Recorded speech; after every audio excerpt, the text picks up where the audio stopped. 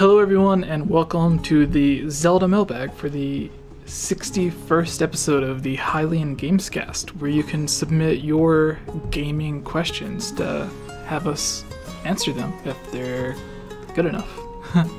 If you want to guarantee your question be answered on the show, because sometimes we get way too many, you can head over to patreon.com/GameOverJesse. So our first question that I see here that I want to go with is from the Manboy Cave. Which champion would you want to see a DLC based on?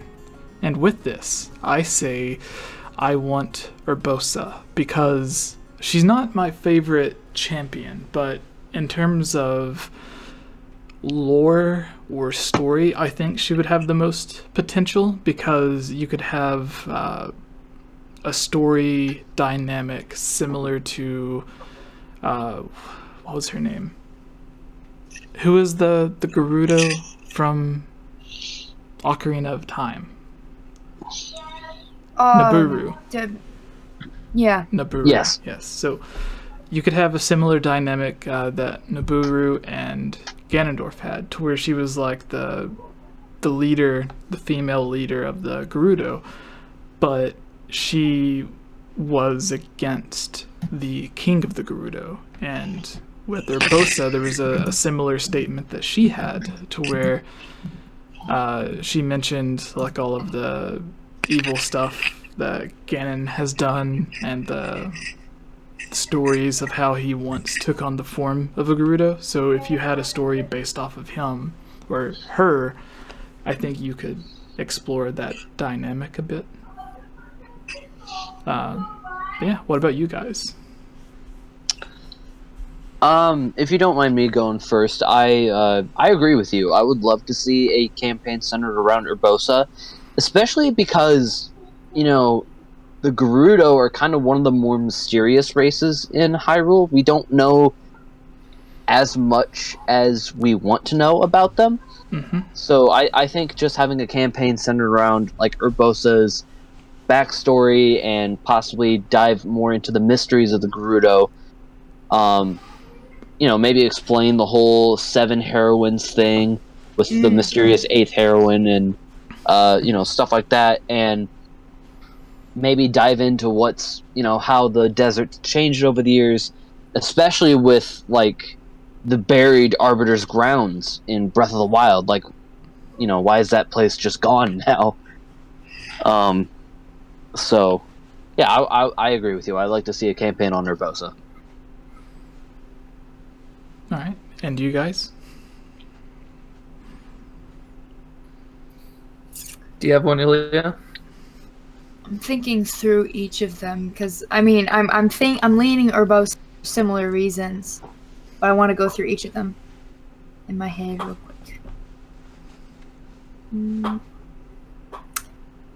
Honestly, Urbosa seems like the best choice objectively. Like, I know this is a subjective question, but not that the other champions aren't awesome, they are in their own ways, but as far as story, her connection to, you know, Urbosa has a connection to Princess Zelda, like, and the royal family, and there's good ties with the royal family, which doesn't always happen with the Gerudo tribe. And just, we got to see so much more of the Gerudo in Breath of the Wild, actually getting, you know, I mean, it was the same for all the different races, I suppose, but I don't know, I feel like there's more there to explore, and there's more there already to build off of. And she has an awesome moveset. Yes, Lightning. absolutely. She controls lightning. She is literally Thor. All right. Just saying. Jacob? But an Amazon version, yeah. I say, well, popular opinion by you three, of course, is Urbosa. It makes sense with history and like hidden lore about it. 7, like the 7 heroines, like, I'm just throwing out biblical terms because I'm not trying to offend people. So if you're offended, it's 7 in the Bible means complete, and then the 8th would be new beginnings. So a new beginning for That's DLC. True. Oh, so yes. the 8th mystery for a new beginning. So Huh. I didn't That think is of it true. that way. 7 is the Yeah. number of completion. Yeah, and then Huh. the I did eighth not is know just thrown about out 8, there. so It's that's like, really cool. Hmm. new beginnings. So that could be interesting, like a new beginning for the Gerudo, maybe. It would seem like the Rosa DLC would make sense, like to expand on her story. It's like Maybe that's why. Maybe that's why in every like RPG ever, 7 is always the amount of MacGuffin that you have to collect. Like in Paper Mario, you would have to collect 7 crystal stars or 7 pure hearts or what's another thing 7 I'm thinking sages of? to seal Ganon. 7 sages to seal Ganon. You know, but Nintendo loves the number 7. If they don't like the number 7, they like the number 3. So you know, it's interesting to think about. Yeah, like one would make sense because of how much hidden lore you have there, and like I just said about the numbers and mean significance. Because Nintendo loves numbers apparently and their significance. Yeah. The one I just want this to just get out of the way for the people that just say like, oh, like the time, like so, like Breath of the Wild takes place in this one or this timeline. I just say just figure out the backstory to like all the Zelda history and just be like, confirmed. It's a like a semi-convergent. And you know what Jesse mentioned in his Siri video, which actually did, which is basically truth, like once and for all. To all those people, like I would do that just to rub it in people's faces, but I would just do that just to rub it in people's faces. But I would go with the Obrosa one, to be honest, because there's so much you can do. Like all 4 of them have history that you can't explore. Like you can know more about the Yiga for crying out loud with the Urbosa one.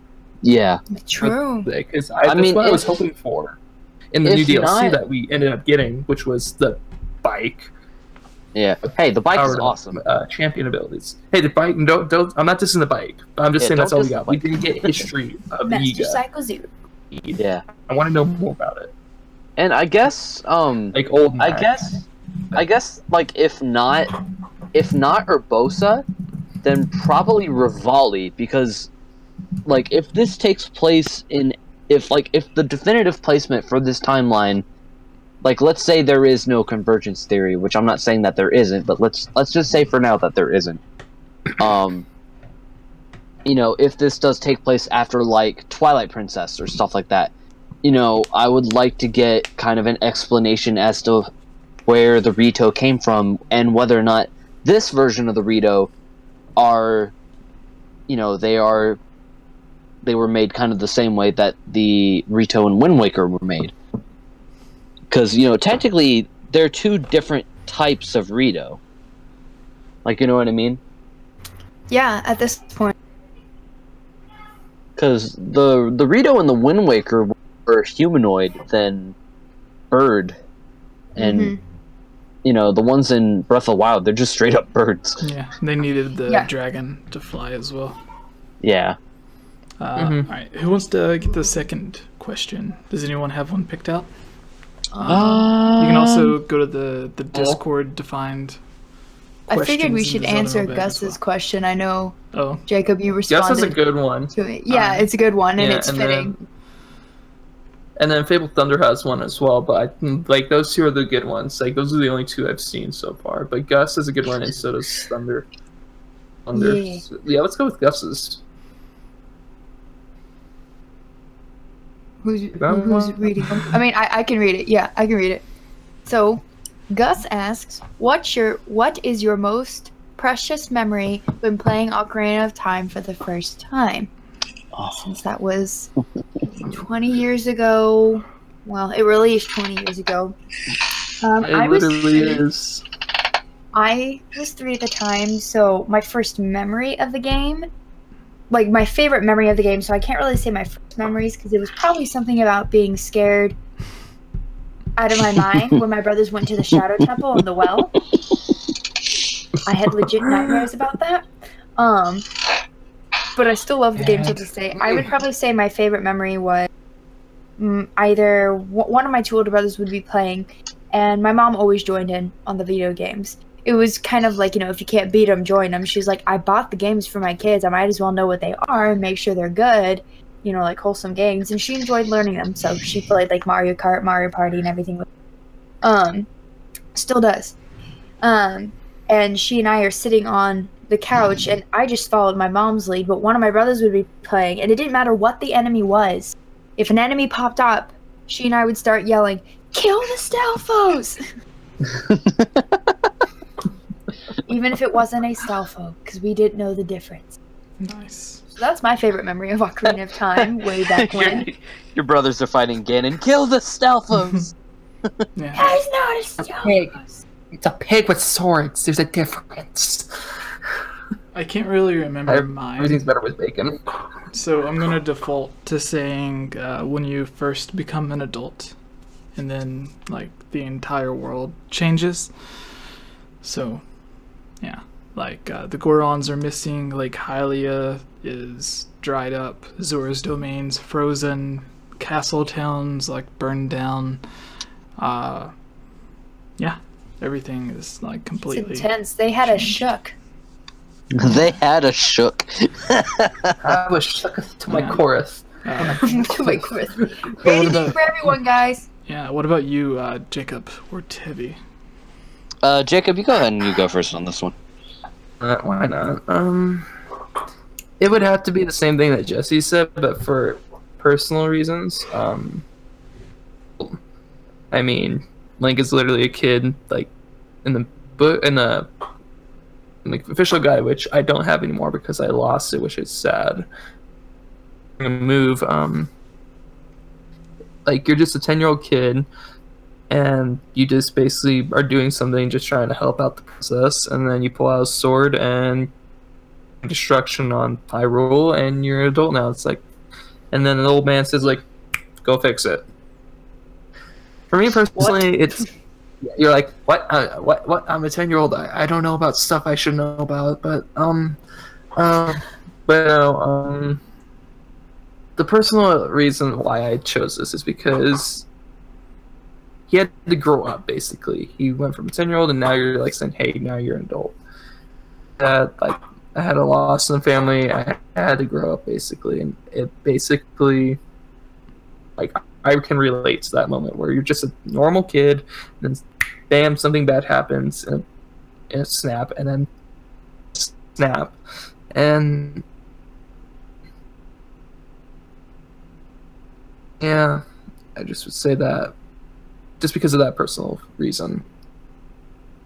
This memory, like going from a kid to adult, like I said, it was a family member, made me grow up basically and stop acting like a child.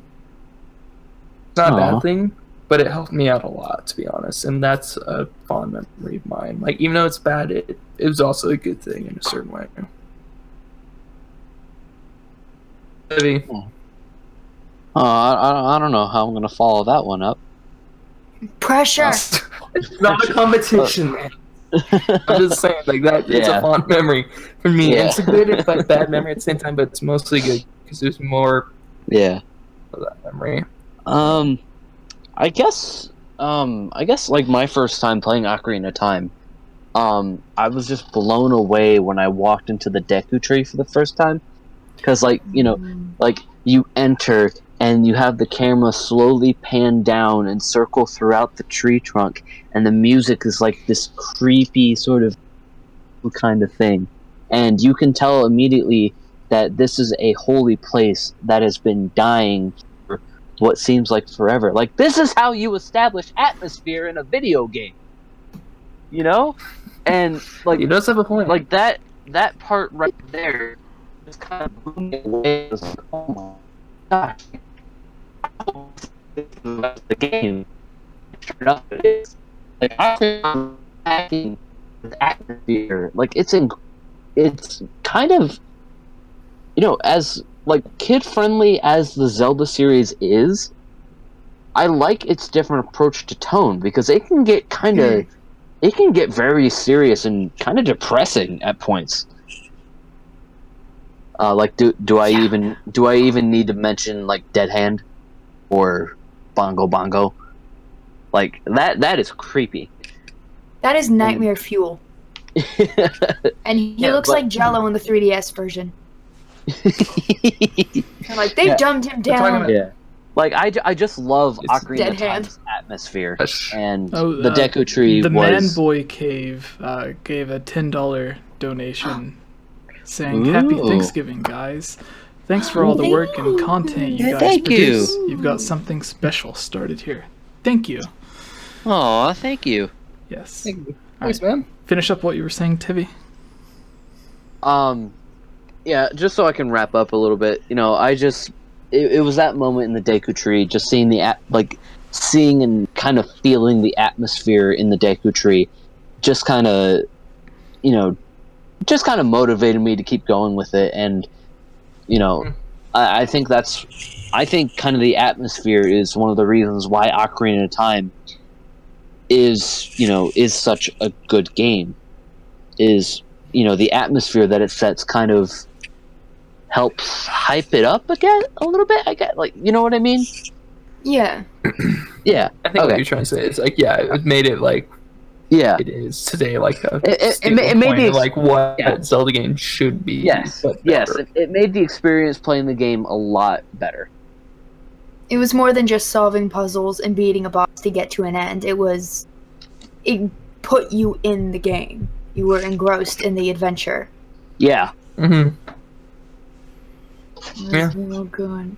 All right. Also, other memory, this isn't one of my first memories, but I think y'all will appreciate this. When I was, how old was I? 17? Enough to know. Somewhere, some age before I went to college, I tried replaying through Ocarina of Time because that was around the age where I started realizing, you know what? Even though none of my friends play video games, I like video games, so I'm going to start getting back into it. And then I'd go to college and realize there were other people that liked video games. Anyway, so I started playing through Ocarina of Time, and I was in the Lost Woods as Child Link, looking for Saria, and I get to one area, my brother, not my eldest brother, but the middle brother, comes in, and he sees, and I'm standing at this point because, like, I'm terrible at games, especially on my own, and I'm trying to do it without a guide, and I'm holding the weird N64 controller, and he just kind of looks and he goes, "Oh, I remember this area. That's really freaky as an adult," and he makes, like, a wolf howl sound and walks away, and I was like, "Oh, I remember that. There's wolves here later on. I didn't know that there's wolves there now." Or a wolf. So I walk forward, and a wolf pops out and makes its loud howling sound. I scream and literally threw the controller in the air. My brother catches it after it's been thrown, not when it hit the ground. He catches it midair, beats the wolf, like, throws it back into my chest and says, "You're pathetic," and walks away. Oh man, siblings, aren't they the best? Yep. God bless him. I was like, he was like, "Don't do this with a guide." I did the rest of the game with a guide. No, the funny thing is, I can still play through that game without even a guide, which is crazy enough. But There's like maybe I a can do it couple points now, where but there are a couple Yeah. points where I might need to bring it up just for like a refresher. But Water Temple. it's like, what am I yes, especially the water temple. It's mainly on the N64 version because if you accidentally get a certain key first, you're done. If Yeah. you mix up a key, you're done and you will not be able to finish. So, I think As long as you remember in the GameCube version. where that hidden room is in the first time you get to raise the water level, then you're good. If you can't remember where it is, that's all I have to Yeah. say. All right. Do you have Ruben, I a keep question forgetting. picked out, Jacob? Oh yeah, questions. Sorry. Oh yeah, I forgot we were doing this. Fabled Thunder had one. And will have a new humanoid form other than Ganondorf. No. Breath of the Wild thing. I think Hmm. the human form is Ganondorf, and then I think that's just something that was set in stone. And then you get other versions of Ganon, like Yugo, and there could be other characters as well that could turn into a version of Ganon, but I don't imagine anyone ever getting like a new Ganon, or like a replacement for Ganondorf or whatever. Yeah, I don't think you can have a humanoid Ganon. Like, you can't have a humanoid Ganon and not have it be Ganondorf. I don't think that'd be right. Mm-hmm. I think it's one thing when Demise's hatred manifests itself in different ways. If I'm understanding correctly, like characters like Vadi and stuff almost seem like the embodiment of Demise, except the real embodiment would be Ganondorf. So as far as a humanoid thing, yeah, no, it would only be Ganondorf. I can't imagine it being something else. Yeah, yes. Well, the exactly. only thing that he did like have a different humanoid version was when he possessed Zelda without her soul in Twilight Princess. That was the only time that was different. But that's different. Yeah. I'm surprised my mom even let me play that, and when she saw that, like I got worried. It was like, because we are very religious. Because she was very religious at the time. Like she's a little toned down a little bit now, and she was called that demon possession, which it literally is. But I'll be like. Yeah, he's even the great evil King Ganondorf. Come on, sisters, come in, don't come in. King. Yeah. My mom was the type that was like, I'm religious, you need to be exposed to this crap so you understand. That was my mom. Literally the same, but I'm where I'm at now. My mom, we are a religious family as well, but we are not like super hardcore, like getting your Bible or, you know, like Bible you know, people, Bible thumpers. Yeah, we're not Bible thumpers. And Southern Baptist there were times where I'd sit down and I'd play some of these games that were questionable to maybe like my grandparents, but my mom would just sit there and she would laugh at some of this. Like she thought it was just downright hilarious. Yeah. That's the only part. Like even my mom even was like, time, even though it was rated E, but it's not a rated E game. It should be rated T. It was never rated E. Like I'm half tempted to take it away. I'm glad she didn't. So No, yeah. like those two games, like fun time. But that's all I have to say. Basically, I think the only humanoid version that we ever got was different humanoid was Possession of Zelda. Yeah. Yeah. That's basically it. And I don't even think that's humanoid. That's why I do. So yeah, because it was technically still Zelda, but Ganondorf was human inside her because of soul. Ugh, yeah, A Link to the Past had Ganon.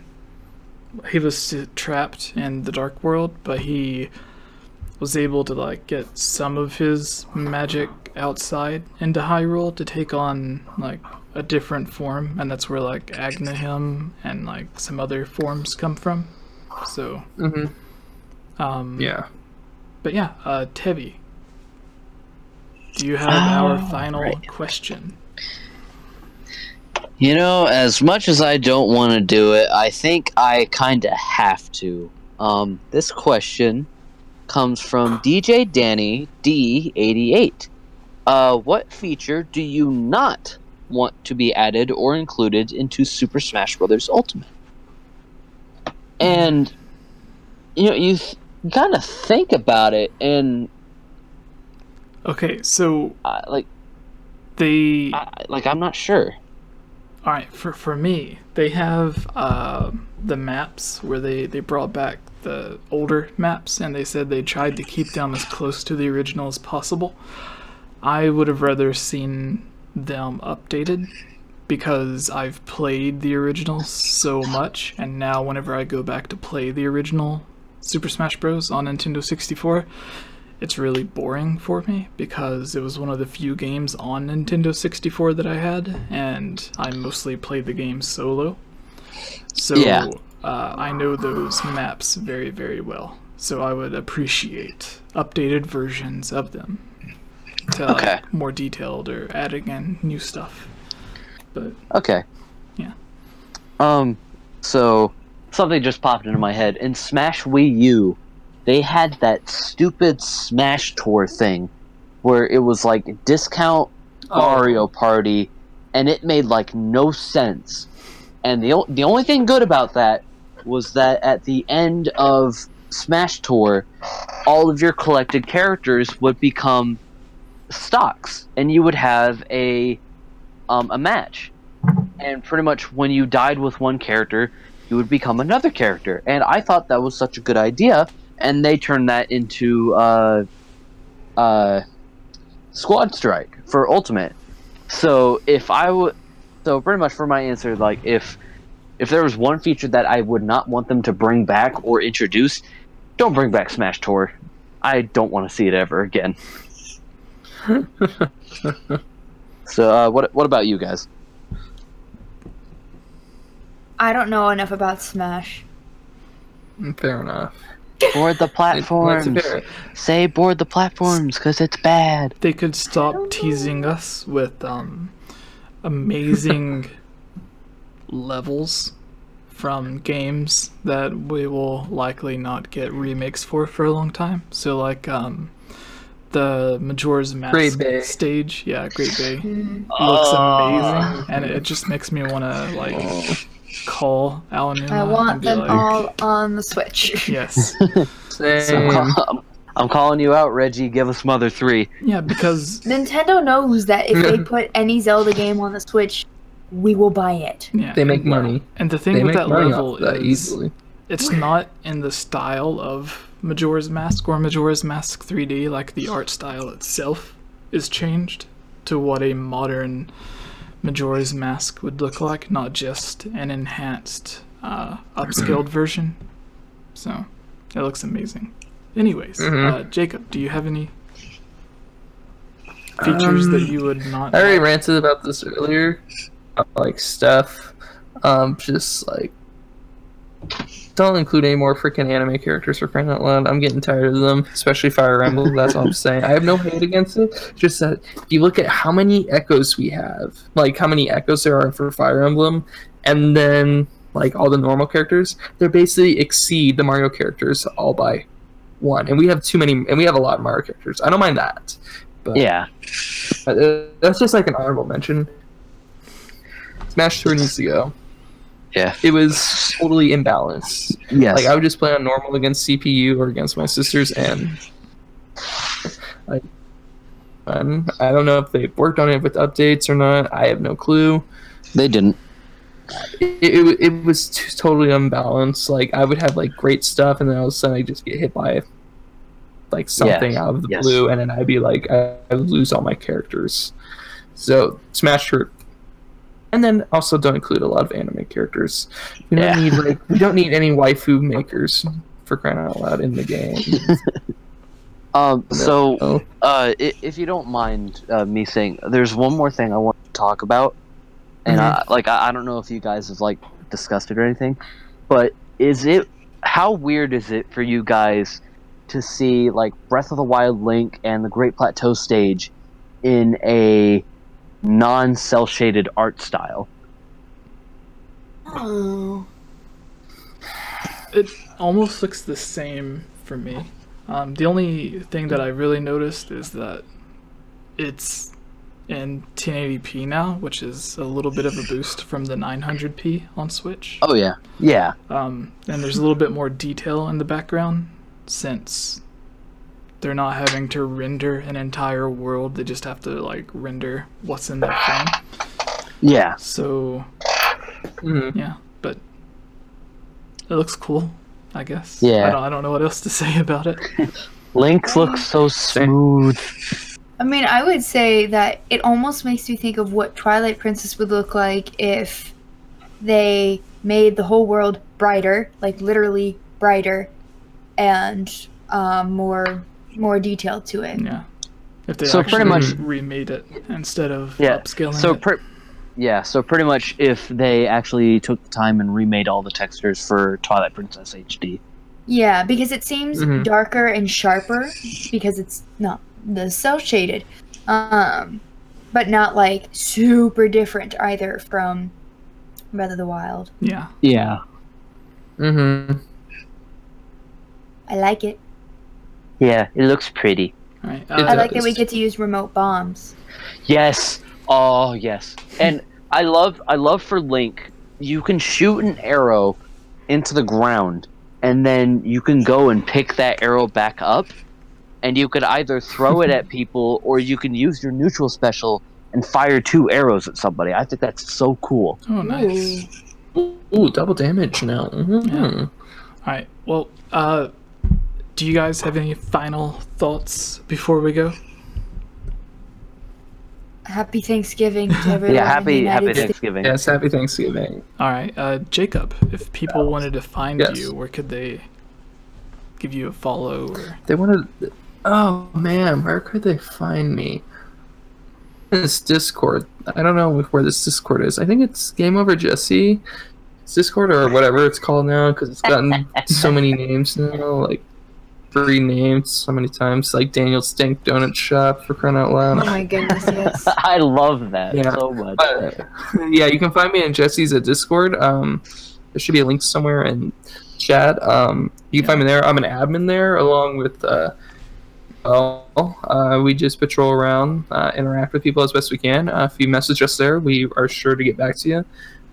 Somewhat busy most of the time because of college, and you can find Twitter. It'll just be under like Jailing4 something, or which is my actual name, but yeah, that's where you guys can find me at. And I just mostly hang out with these people, and I play Spork Knife with Jesse and Tevi. Spork Knife, yeah. Kayla. And then I argue with this one at times, aka Ilya, whenever we want. So. Teasing me. All right, Tevi. I tease her. It's a friendly tease. Yeah. Where can All people right. find you, Tevi? So, much like Jacob, you can find me on Twitter at Ultimate Smasher. I don't tweet much, but when I do, it's mostly something small. You can also find me on the GameOverJesse Discord. I'm also an admin, and I get in there every once in a while. And, you know, if you guys want to sit down, have a little chat, discuss something, or if you want to play like Mario Kart or Smash Brothers when it comes out, just let me know, and I'll be willing to play with a bunch of people. All right, Ilya. Mm-hmm. Y'all can find me on my YouTube. Just look up Ilya Rose or The Geek Apprentice. I posted a new video today. I post every other Wednesday as of right now. I might be able to change it to every Wednesday. About a bunch of geeky topics, different things. Lots of Zelda. You guys should totally do it. She makes good. Thanks. I edited like 3 videos today. I don't know why I did, but I did. I'm also on Instagram at @IlyaRose_Geek Apprentice. Sometimes I post random photos. Posted a really long story the other day. And I'm in the Discord, and I do narrations for GameOverJesse. You might have heard of him. And I mean, I would hope you've heard of him if you're here. Maybe. Just maybe. But yeah, Yeah, and if just you have maybe. voiceover needs, you can find me on Casting Call Club. And speaking of voiceovers, this Friday, if you follow Zelda Universe, Part 1 of their fan-made English Ocarina of Time 20th Anniversary dub, with all unique music and stuff will be up, and I play a female Kokiri child in Part 1, so Awesome. yay! I do Yay. things. All But right. yeah, that's me. All right, yeah. So go give Ilya, Jacob, and Tevi a follow, and then you can find me. Everything is just /GameOverJesse. So Twitter, YouTube, Facebook, Instagram, everything is the same. Patreon. Yeah. Thank you everyone for watching. Ilya is 90% of a GameOverJesse. In the newest video, yes, it's she went ahead and recorded all of the script for the last video when she I was already in my closet, like ready to record in my closet, and I was like, I was gonna ask and be like, which ones do you need me to do? And I was like, I'll just do all of them. It's not that long, just in case. I wasn't sure which ones you needed, so I was like, I'll do all of them, yeah. so I don't have to go back in.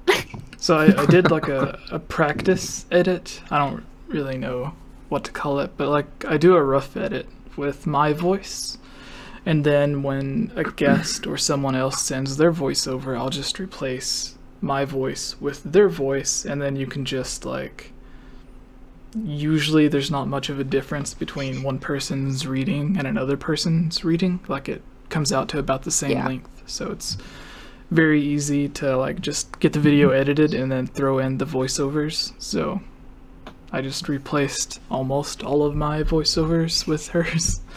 But yeah, that's the episode 61. Come back hopefully Sunday or Monday for episode 62. Bye everybody. Yay. Bye.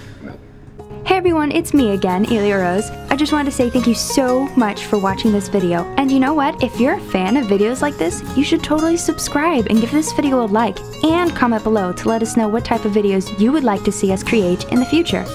And if you would really like to support all of us here at the GameOverJesse channel, please consider purchasing a GameOverJesse t-shirt or becoming a Patreon at patreon.com/GameOverJesse, where you can receive many rewards, such as getting shoutouts, having any topic or theory that you select discussed on the podcast or made into its own video, having your question answered, joining on as a guest on the podcast, and playing with us during our Twitch live streams at twitch.tv/GameOverJesse, and much, much more.